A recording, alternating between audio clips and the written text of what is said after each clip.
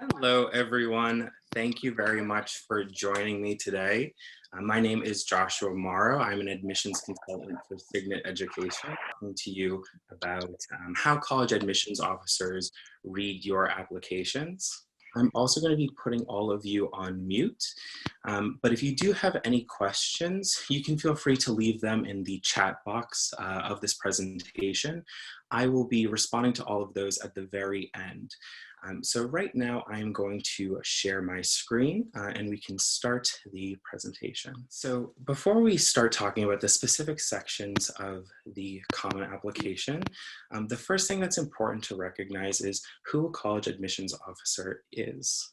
So first, who is an admissions officer? So before you can actually think about what goes into an application and how it's reviewed, you actually want to think about your audience. That's going to be one of the most important things to keep in mind as you work towards that end goal, that finished college application. You want to think about who you're writing for. So the first thing that you want to recognize is that we're just people. So a lot of high school students have a lot of anxiety about who is actually reviewing their applications. And there's two main people who fulfill this category. So career admissions officers, so people like myself who might have a background in higher education, who care deeply about a college environment and building it to be the best that it can be.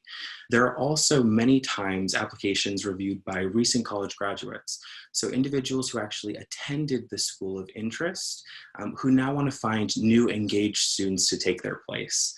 In both of these cases, the thing that you want to remember is the people who are reading applications are focused on fit. So they want the best members to join their communities. Now that doesn't necessarily mean fitting into one specific mold. It really is about progressing that campus community and further enriching it. So what is it actually like to read an application? Now, just so you know, throughout this presentation, I'm going to be talking about the standard review process, but also how COVID and the current pandemic is affecting it. So with each one of these sections, I will spend some time talking about what might have changed with this past season. So most applications are read digitally. There's a number of different types of applications out there. We have the Common App, which is by far the most recognizable. There's also the Coalition app, which looks at all 4 years of a student's high school career.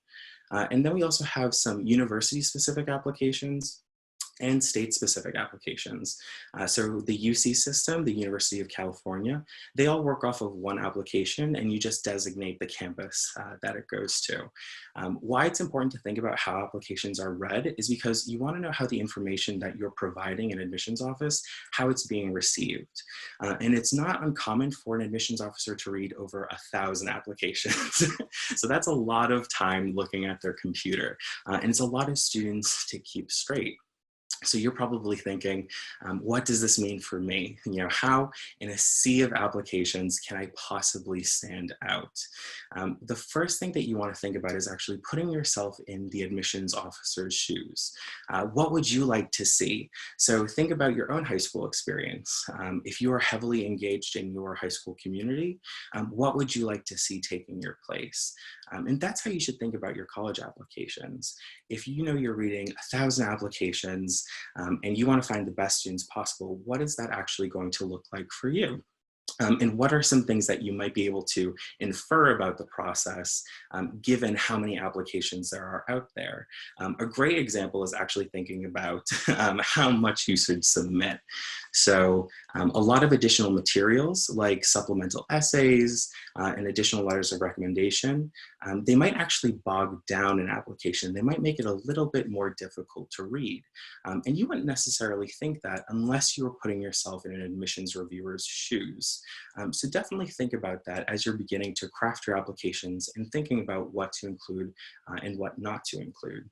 Now, the nice thing about everything being, for the most part, online, it means that the current pandemic hasn't changed a lot about the specific review process. Admissions officers are still reading applications on their computers. The main difference is that application deadlines might change a little bit, and so might their requirements. But generally speaking, the review process is unchanged. So the first thing that you're going to think about before you actually start filling in your physical application is how you can be genuine in the process. The college application is a time for self-reflection, and you want to be honest about who you are and why you're here. And really what that means is obsessing about fit. Now, a lot of students think when they approach their applications, colleges are only focused on the stereotypical, most well-rounded students. So I think the example that everyone is familiar with is, you want to be the school president and the football captain and leader of the debate team, and you do volunteer work on the side. But frequently that just sort of waters down a personal narrative. So it's not necessarily about crafting the application you think a reviewer wants to read. It's really just about further developing your own interests and your own passions, and best representing that in a cohesive way through your application. You definitely want to be yourself. It's not necessarily about ticking off a bunch of boxes. And then be strategic. So this isn't about in what you do. So it's not, joining activities because they think you think it'll make you look better. It's more about enjoying things that are further enriching your interests, that might be moving you forward towards a career path, or something that might get you involved with the community. People inherently respond to storytelling, and that's really what you should be thinking about as you start to craft your actual application. You want to make it cohesive, but you also want to be strategic in the way that you share your story. A great way to actually think about this is thinking about it as if you were convincing a friend to go see a movie. If you just told them it's a mystery, that's not necessarily enough information to really make a compelling argument, a compelling reason to go see that movie with you. And the same can be said for giving too much information. If I tell you the runtime and the director and all of the stars and every little detail, there's not much else to learn from going to see the movie. Nobody wants to spoil the ending. So it's all about that Goldilocks range. So think about your personal narrative and what you want the admissions officer to take away from it. You want the admissions officer to be able to describe you in a single sentence. And this actually goes back to the previous point we were making about application volume. If I'm reading 1,000 applications in a single season, I don't have the time to spend 15, 20 minutes advocating for each one of those students. So I have to be able to sum up why this person is a good fit for my community in just a sentence or two. So when you're thinking about how to best position yourself and how to be strategic with your application and that personal narrative, try to think about, if I was going to make a case for myself in 1 to 2 sentences, what would I say about myself? And then build the rest of your application to support that. All right, so how does each part of the application fit into the story that you want to tell? The first thing that you want to think about is the actual physical application.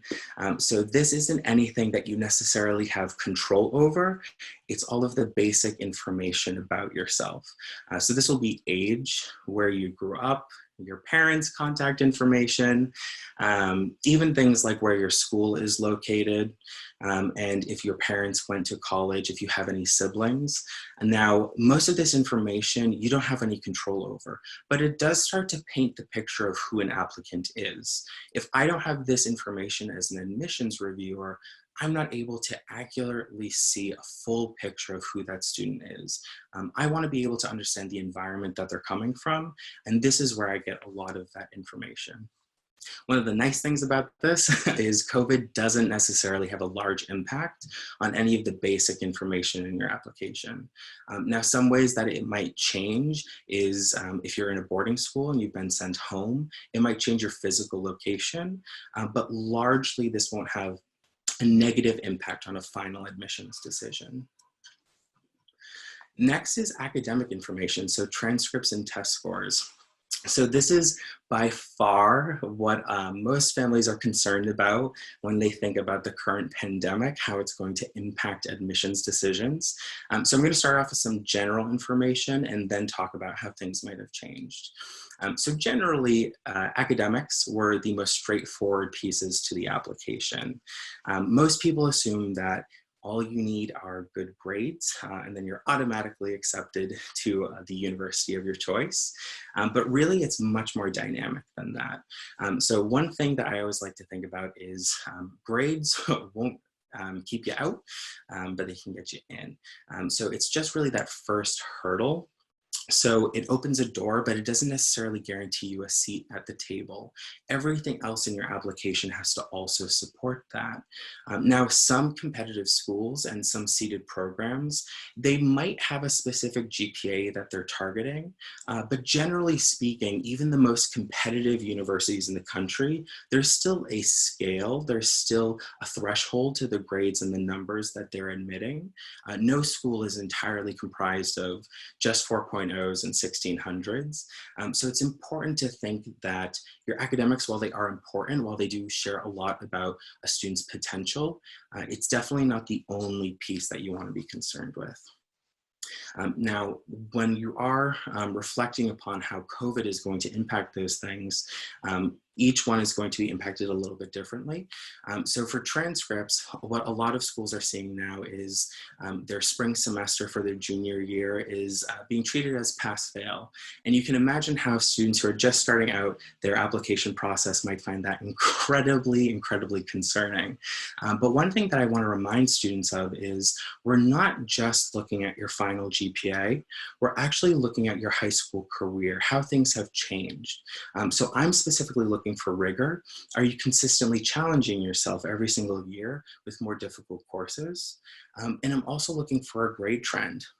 So if you had a rough freshman year and you start to get it together your sophomore year, and then your junior year, those first 3 terms, things are looking great, only at the end to have a pass-fail, I'm going to assume that you still continued on that upwards trajectory. So it's important to recognize that even though a pass-fail grade might not be the best, you might think that it's a knock against you, it's not going to be as detrimental as you might at first perceive it to be. Now with test scores, it's a little bit different. And it does depend on the university. So what I'd first like to say is if you'd already taken your standardized tests and already received your scores before any sort of lockdowns happened, you should move forward assuming that not much is going to change with the way admissions officers are reviewing that information. The biggest change is going to be students who are sitting for these tests online. So AP exams are happening right now and they're all digital, and the SAT this fall will also be offered online. Now, a number of schools have come forward and said that they are now devaluing that exam. But one thing that I would like to remind a lot of people is that these tests, more and more schools were actually becoming test optional. So it is just sort of speeding up that trend a little bit more. Regardless, transcripts were always viewed as a little bit more practical. They were a little bit more valuable when it comes down to the hard numbers about a student. So I would always just sort of think about it that way.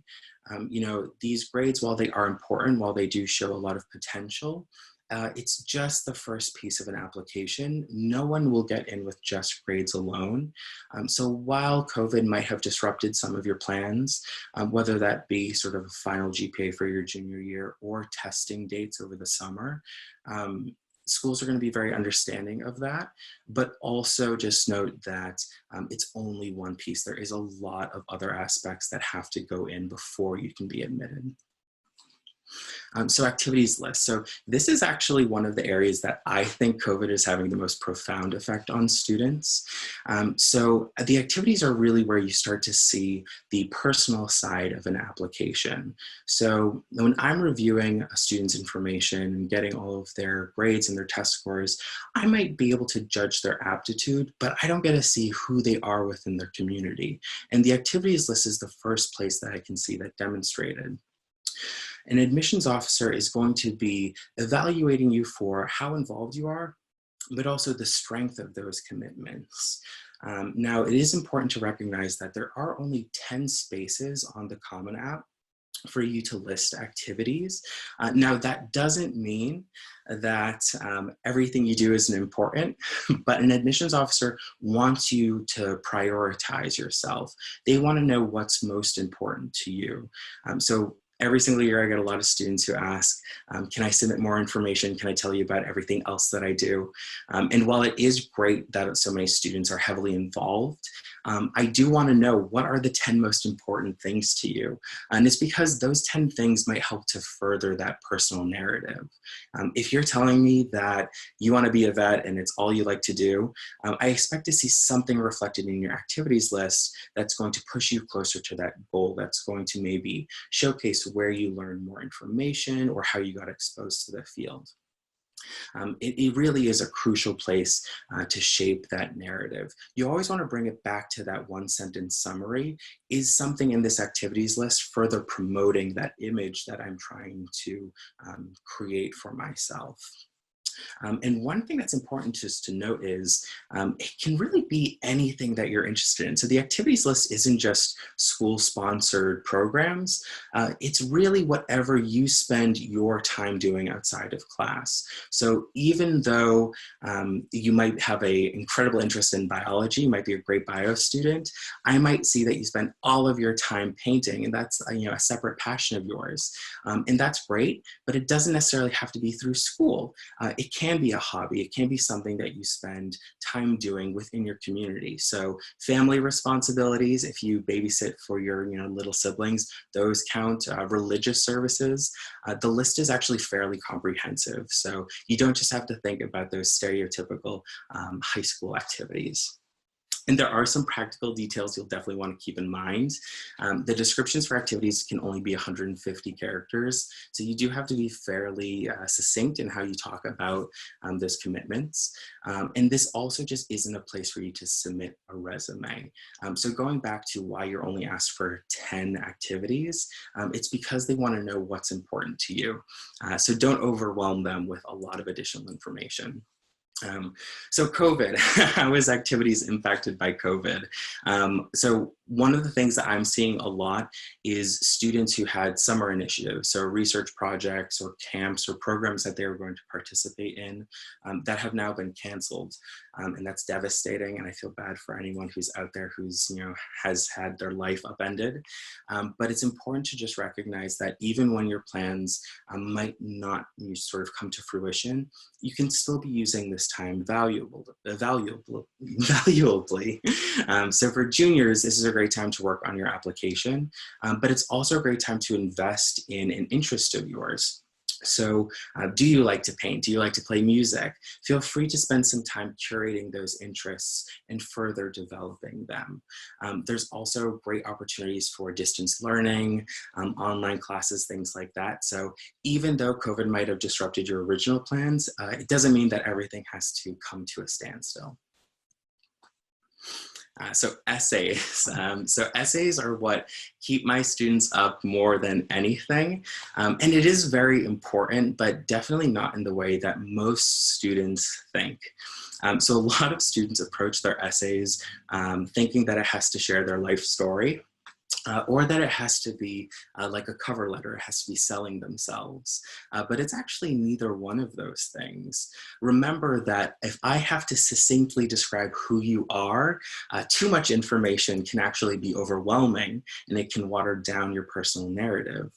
So it shouldn't just be a laundry list of all your accomplishments, all of your activities. That information lives in other places in your application. What I really want to get from this essay is who you are. I want to get a little bit about your personal voice and your thoughts and opinions on different things. So remember, this is not just about sort of the one instance, it's not just about the topic, it's about how you explain it. And it doesn't necessarily have to be fantastical. A lot of students will approach their essay thinking that I need to stand out, I need to sort of say something that's never been said before. But I actually find that some of the most effective essays are actually rather simple in nature. One of my favorite essays that I ever read was actually about a student who makes tea with his grandmother. And while that might seem really everyday, it might seem really common, it told me a lot about sort of what he valued and also what his day-to-day was like. And so it doesn't necessarily have to be something, big and wild. It can be very, very simple. And then college-specific essays. So a lot of people forget that the bulk of the writing that you'll have to do for your college applications are actually in school-specific essays. And these might range from why are you interested in our school to why do you want to study what you want to study. And one of the important things is to really think about sort of how all of these different pieces support one another. So if I've indicated a strong interest in a certain academic field and a college has a great track record with that, I want to draw those parallels together, but I also want to provide sort of a deep understanding of that opportunity. So it's not just good enough to, apply to an elite school and say, I want to go there because you're going to set me up well with opportunity. A lot of schools have great opportunities. You want to think about what is unique. It's always coming back to fit and the specifics that make that school the best possible option for you. One of the nice things about the essay is COVID has largely not impacted how essays are written or reviewed. One thing that you definitely want to keep in mind, though, is if you are choosing to write about the pandemic and how it's affected your life, just think about yourself again from the standpoint of an admissions reader and the volume of applications that they're going to see. If you're going to write about an experience that a lot of people are having, you're just going to want to make sure that you're bringing something very unique and very personal to it. You always want to make sure that you're not just talking about a general experience, that you're bringing yourself into it. How does it impact you specifically? So recommendation letters. So this is really where an application comes alive, and for a number of reasons. The first and most obvious is you don't necessarily have control over it. It is written by someone else on your behalf. But one of the reasons why this is nice is because it actually provides a very honest snapshot of what it's like to know and work with that student.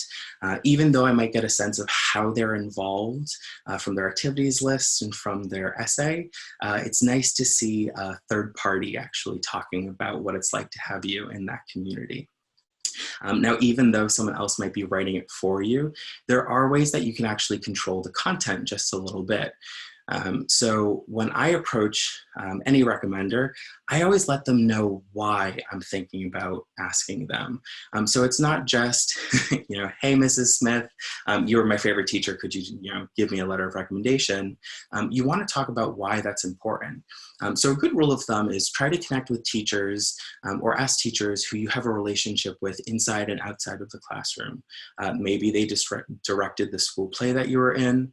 Maybe they're the coach of your football team.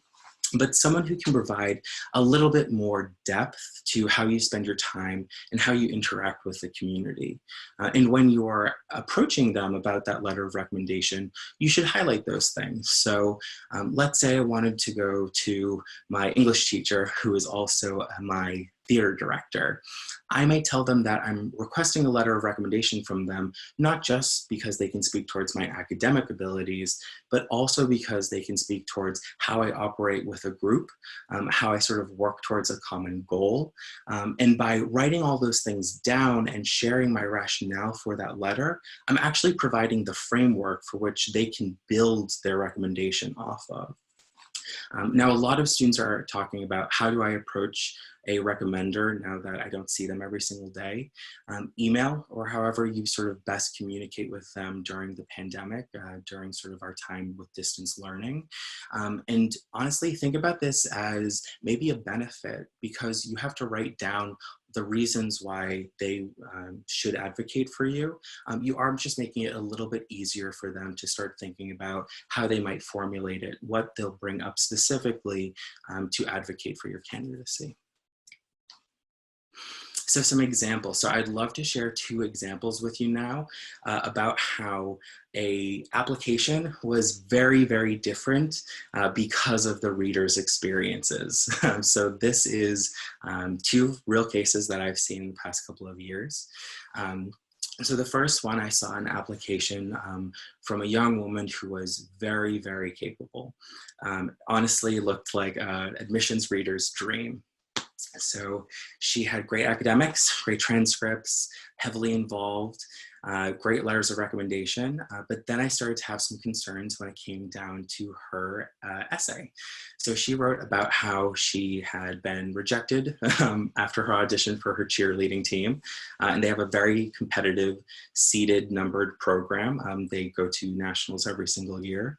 And so she actually petitioned her principal to let her audition a second time, and upon the second audition, she was allowed to join the team. Now, I can see where the student was coming from. If you're just thinking, how do I advocate for myself? You might think that an essay like that shows perseverance, it shows dedication, it shows that the student was a strong advocate. But for me, what I got from it was that maybe she was a little insubordinate. She had mentioned that it was a seeded program, that there was a very finite number of people on the team. Does that mean that she got someone else kicked off when she joined it? I can absolutely see where the student was coming from, but being a reader, having no other information on her, not having a personal connection with that student, I wasn't able to assume those things about the story she was telling me. So you can see how an otherwise perfect applicant did something that sort of took away from the overall strength of their application because of the individual who is reading for them. I'll share another experience with you. I had a family who came to me to help with college applications, and they were really, really concerned about their son. All he did was play video games, and they're worried, how is an admissions office going to see any value in our student when all he does is play video games? And upon further exploration and talking with his son, it wasn't just that he liked to play video games, he was interested in game design. He wanted to know how they were created. He wanted to go into that industry. And he wasn't just playing, he was actually a globally ranked player. So he was working towards some very serious goals, and he had won a lot of very prestigious competitions. And so even though at first glance, it might seem like he's not heavily involved, that all he did was play video games, I actually saw a very thoughtful student. He was able to articulate in his application the types of classes he wanted to take to reach his goals, why everything he had been doing in high school was sort of leading him to this next step, and why that career was really the right one for him. So even though you might just assume based off of some first glances, some basic impressions, that this isn't an incredible student, he was able to impress upon me, the reader, just why every single piece of what he had been doing was very important to his future success. And so it's not always just about sort of the basic information that you're given, it's sort of about that total, the sum of everything that you're providing. So some takeaways.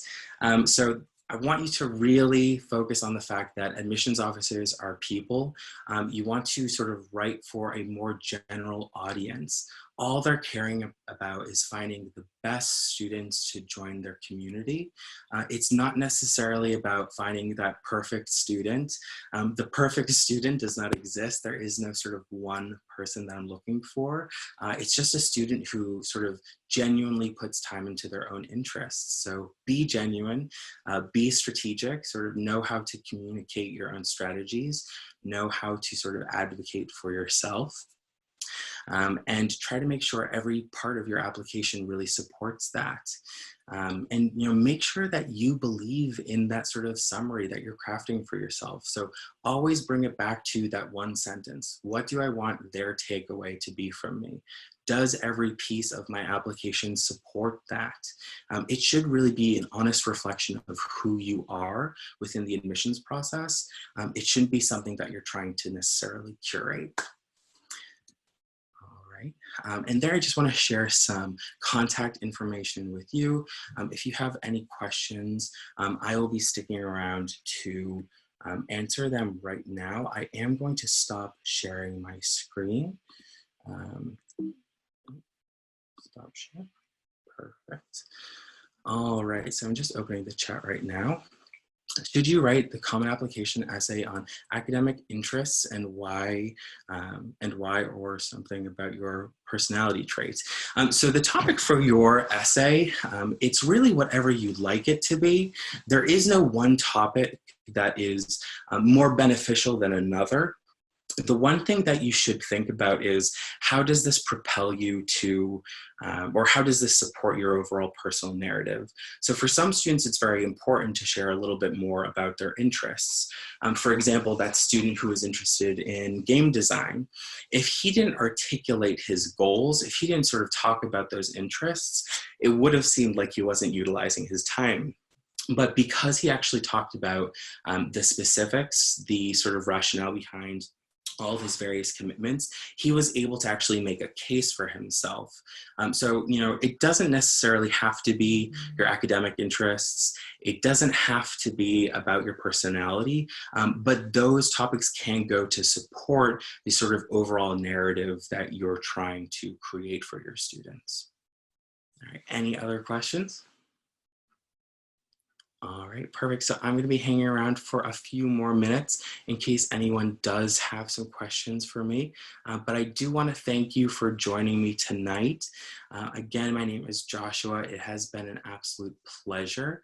And please feel free to reach out to info@signeteducation.com if you do have any questions about any of the information that you learned tonight. All right, it looks like we have a few more questions. If a student has an option for a pass-fail, which should they pick? Would a B be better than just taking a pass? So this is actually dependent on the student. So if you, think about sort of the overall transcript. So like I was talking about earlier, when I'm looking at a student's transcripts, it's not just about the final GPA, it's actually about sort of their track record with the school. So if a student maybe has been struggling and that B is going to look very good on their transcript, then I would say take the grade. But you shouldn't be nervous necessarily about taking a pass-fail grade, simply because, again, it's about the entire high school career, not just that one term.